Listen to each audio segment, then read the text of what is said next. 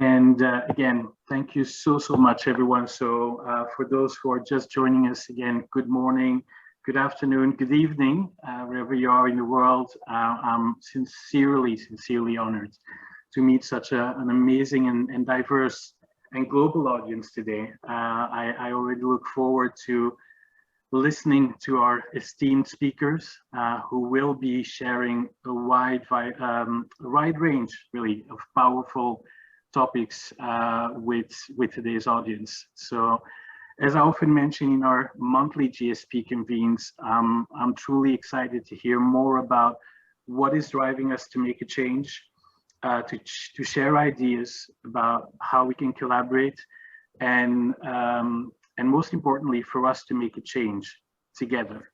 So it goes back to one of the key ingredients of our global sustainability partnership conversations, which I mentioned earlier, which are our not-nots. So for those who are unfamiliar with the term, the not-nots are what are keeping us awake at night. So it's the not-nots who are those ideas, those passions, or those innovations that inspire us, that we can just not be involved with. So this is really the synergy between not only the speakers today, but also all of our audience present, which results in knowing we can make a change for a more sustainable future together.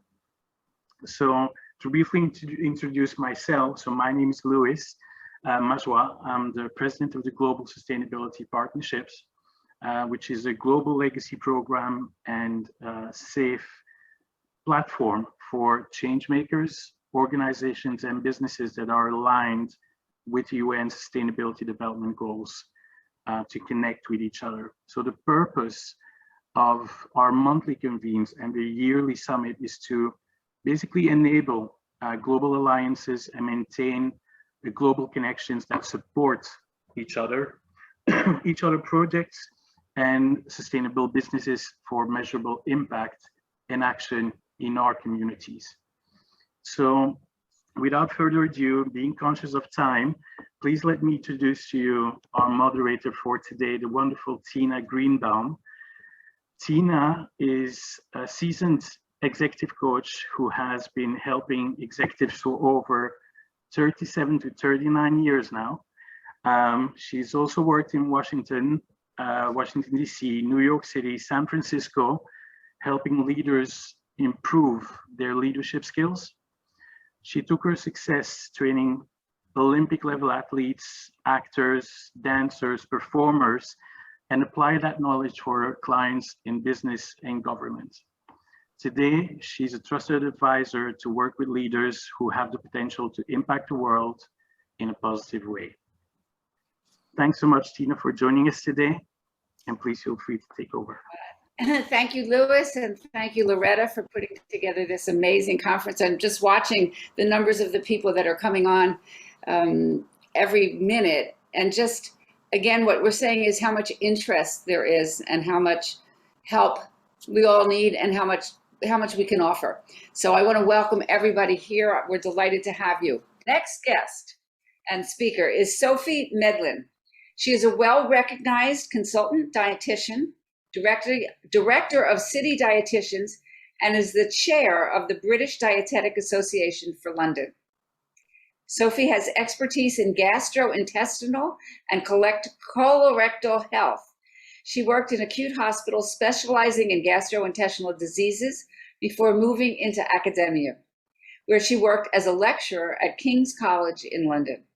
Sophie is a go-to spokesperson for media when it comes to evidence-based nutrition, regularly featuring in print, broadcast, and social media. And she's going to talk to us today about redefining the focus of nutrition from aesthetics to health. And I'm really interested to see where she's going with this. So please welcome Sophie. Thank you so much, Tina. And as everyone has said, it's so lovely to be here and have so many people online and interested in what we're talking about today. I might take a massive liberty and fill up a bit of extra time because I could talk about this stuff all day. I am currently in my clinic in central London with my lovely dog under my desk. So if he starts ferreting around and you can hear some funny noises, it's him, not me. One of the things that I always find it important and useful to do, particularly when we have this many people in the room, is give people a bit of understanding about the difference between different people in the nutrition space. So dietitians, we're the medical nutrition people. So dietitians will do a 4-year degree normally here in the UK, foundations of nutrition. So we'll do almost 2 or 3 years just understanding the science of nutrition. And then we go on to learn how to apply that to medicine. So if anyone has a medical condition that they want nutrition help for, you need a dietitian. Nutritionists are generally people who are trained to work with the general public, people who are healthy, that kind of thing, work in public health. And I work with some incredible nutritionists in research when I worked at King's and other universities, but they're not trained to work with people who are unwell. They're not medically trained. And then here in the UK, we also have people who are called nutritional therapists, which are more like alternative medicine people. So not necessarily evidence-based individuals. And that's not their fault. It's just the way that they're trained. And it's a very different profession to what I do. And as Tina really kindly said, I've been a registered dietitian since 2007. I worked my way up through the NHS. I was a lecturer for about 5 years, and now I direct my company, City Dietitians, where we see lots of patients. We see lots of patients today, mostly with complex colorectal conditions, so problems with their bowel or rectum. And then I also do product development work, so I design vitamins and probiotics and other products. And I also do a lot of media work, which keeps me busy all in all. But I'm very lucky to love everything that I do. And I'm really grateful to have this opportunity to come and talk to you today about what is going on in the world of nutrition and how we can perhaps all work together to try and make things a little bit better for the future generations. So one of the things that worries me significantly is that 67 to 92% of teenagers report using social media for health information, and the range goes between these 3 things. So we know from fitness, sexual health and nutrition. And as some of my colleagues may talk to you later, there's been some incredible steps towards health from social media. We've seen some really positive stuff happen, including people being much more interested in kale than they ever have been, and eating more avocados than we can produce as a country, as a world, as a planet. But unfortunately, there are some downsides to this because perhaps not everything that they're reading is correct. So lots and lots of teenagers are using social media as almost a public health platform. They're using it to get this health information from. Unfortunately, as many of us adults will be in different areas that we're not experts in, many teenagers are unable to identify reliable health information. So what they can't do, as many of us can't, is tell the difference between fact and fiction on these social media platforms, despite going to them for advice. And most teenagers will use social media above any other platform. So they're not going to the NHS here in the UK, so the public health boards and things like that. They're very much going to social media to get their questions answered about nutrition, sexual health, fitness, and all of these places, which leads us on to whether that is a reliable place to get information from. Really important to remember that nutrition is really complex. It's a really complex field. Every organ of your body is affected by everything that you eat. And I don't say that to frighten people, because actually the human body is incredible at making sure you get what you need from your diet. Even if your diet's quite limited, you generally gravitate towards foods that are generally reasonably balanced. So actually nutrition is really complex. And so it's very easy for people to fall into traps of thinking that they know everything. Particularly here in the UK, but I'm sure in other countries too. We have really poor nutrition education in schools, a really high public interest in nutrition, and that has really made social media this breeding ground for false information about nutrition. And what that looks like now to young people, and perhaps to the rest of us as well, is this idea that if somebody has an idealized body, and I'll talk a bit more about that later, if someone has an idealized body shape, so they're very slim, or very curvy for women now, but curvy in very particular ways, or for men, if you have a six-pack and lots of bulging muscles and very low body fat percentage, that means that you're someone that people should take nutrition advice from. You're someone that should be, that's an expert in nutrition and people should be listening to. But of course, that's not the case, and I will talk a bit more about that later. So what we know about social media is that it's a breeding ground for these dietary trends. So some things that you may have heard of are clean eating, plant-based diets, detox diets, dairy-free diets, coconut oil, keto diets, the list goes on and on and on. And if you are in any way connected with social media, I'm sure that you've heard about lots of these things. Now, one of these stands out for me as being really important to point out as being different. Of course, plant-based diets are something that we should be supporting in many ways, including making sure that people are eating in an environmentally conscious way. What we find from the influencer community is people really encouraging people to go completely vegan without giving any advice on how to protect yourself from nutritional deficiencies, which groups of people perhaps aren't suited to a completely vegan diet due to other medical or nutrition issues. So we have lots of people pushing these ways of eating or detox diets, which aren't a thing. Clean eating is not a thing. No one's invented that. That was just invented by influencers. There's a real encouragement of cutting out dairy among the influencer community, which has its own health risks. We've got what the Osteoporosis Society in the UK call a ticking time bomb for teenage bone health, with everyone cutting out dairy from their diet and moving to plant-based milks without any dietitian or nutritional person telling people to do that. Just a real push from influencers that people should be doing this. And of course, we had some documentaries that really frightened people. And now there's this real kickback against dairy, which is undoubtedly going to lead to a disaster for teenage bone health as those young people get older. We've seen coconut oil take over the world when we fought so hard to get people's saturated fat intake down. Coconut oil is full of saturated fat, which we still know is super harmful to our long-term cardiac health. And of course, keto diets are one that you may or may not have heard of, and apologies if you're not interested in any of this stuff, but I talk about it all day and assume that everyone's interested. Ketogenic diets are a very low carbohydrate diet, and absolutely, you know, if you tap into any sort of low carb communities online, it's a real militant community these days, and ketogenic diets are something that no dietitian has ever recommended, apart from to a very small cohort of children with epilepsy, which is what they were invented for. So just to sort of give you a flavour of some of the things that we're constantly trying to battle in this world. And every week I get called up by a journalist who says, can you comment on this weird and wonderful new diet that Jennifer Aniston's following or so-and-so's following? They're inventing everything different every day. It's so hard to keep on top of it.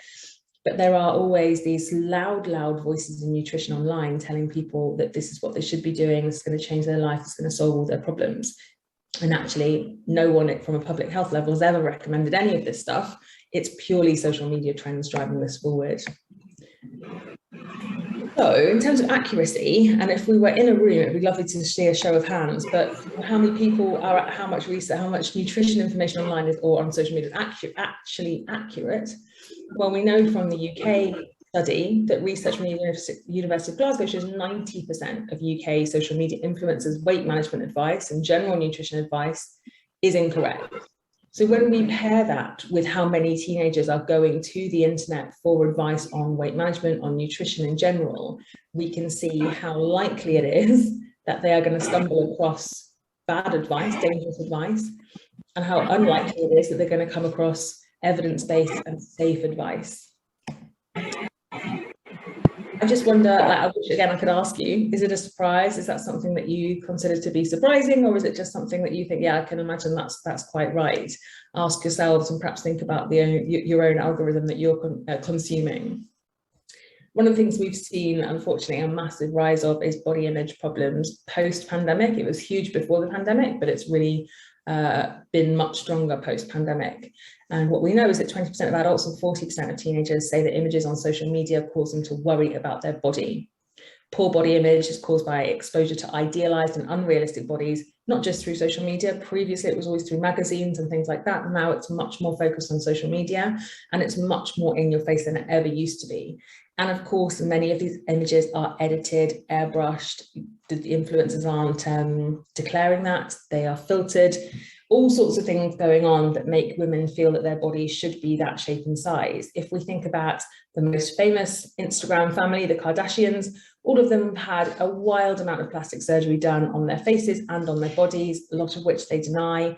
and yet they hold themselves up as examples of what young people or anybody could achieve from their body if they just work hard enough, if they just exercise enough, if they're just dedicated enough with their diet.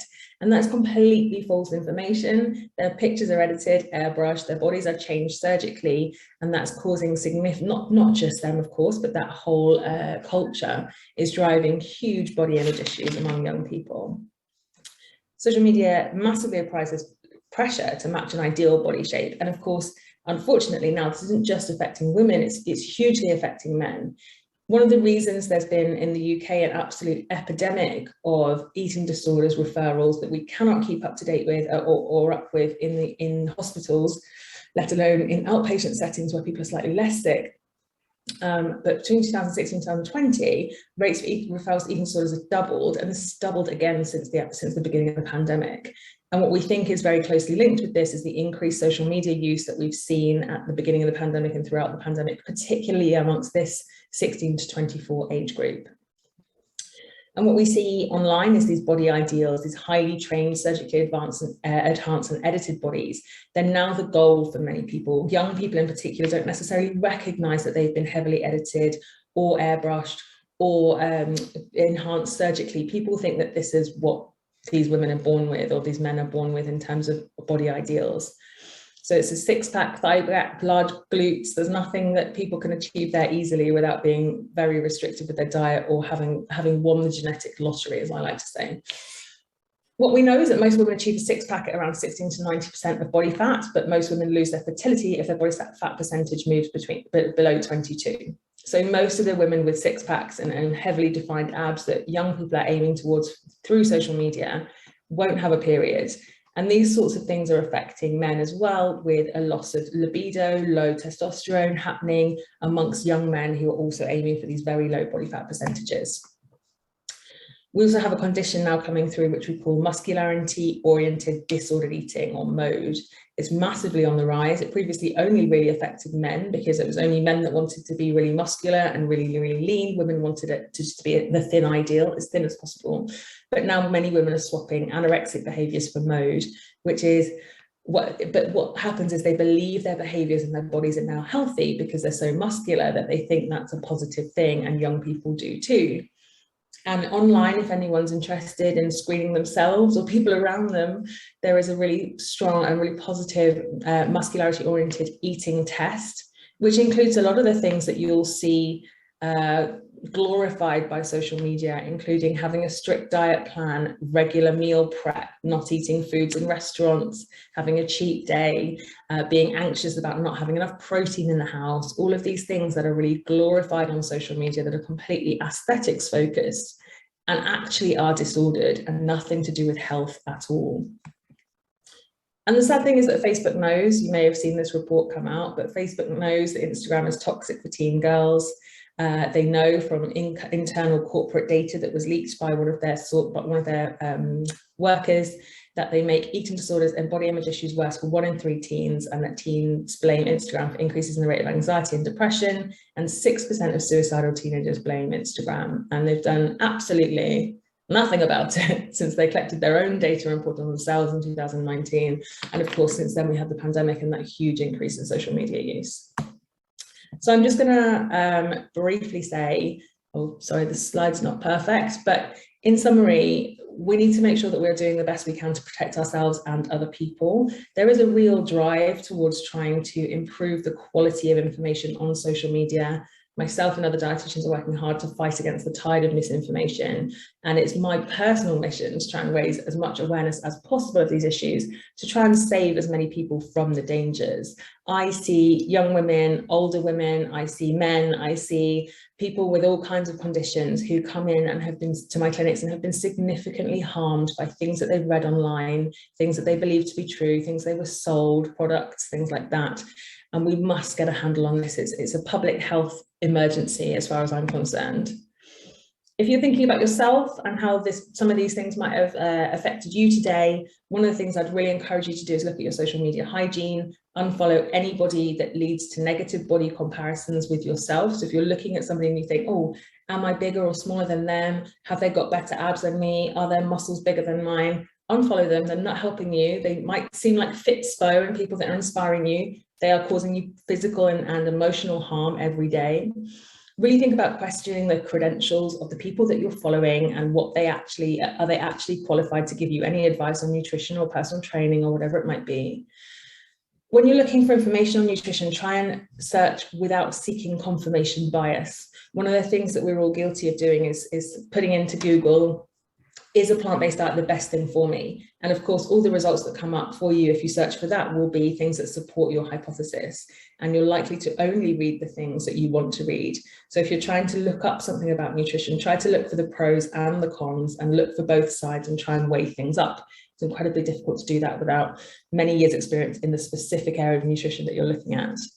Look for government websites if you are looking for specific advice on nutrition, and as much as Twitter, etc., will try to downgrade your trust in the government in terms of nutrition, please do trust those websites. That's from the best experts in your country. Think about your motivation. Why are you doing it? Why does it matter how thin or fat you are? Why does it matter how big your muscles are? Why is that important? And please be really careful of the algorithm. Once you start liking and following people who have particular body shapes, your inbox will, your feed will be inundated with more and more idealized bodies that can cause you physical and emotional harm. Definitely gone over 10 minutes. I have no idea by how much, but I am going to stop speaking now. Well, the truth is that I really didn't want to interrupt you, because really what you're talking about is very close to my heart. I started out my profession as a clinical social worker working on an eating disorders unit in Washington, D.C. Almost 40 years ago. Unfortunately, a lot of the issues are still there and getting magnified. And one of the things that we do know is that young women form their body images right around adolescence, and it lasts. You know, I still don't consider myself as thin as I really probably am, even again, you know, from body images at 13 years old. So your work is incredibly, incredibly important. The challenge is incredibly important. You've given some great things. And again, if this is an interest of yours, hop on because there's plenty of work to do. And I'm sure, Sophie, that you've got your information here, that people can reach out to you and support the work that you're doing, because it's monumental. Thank you. Yeah, thank you so much. Okay, so